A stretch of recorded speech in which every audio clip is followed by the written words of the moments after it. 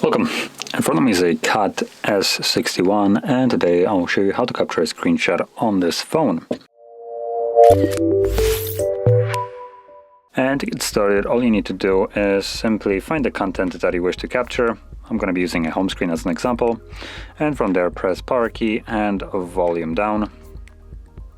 Hold those two keys together.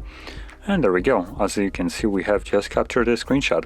Now the screenshot gets automatically saved to your photo gallery, so let's open that. And you can see it right here, screenshot.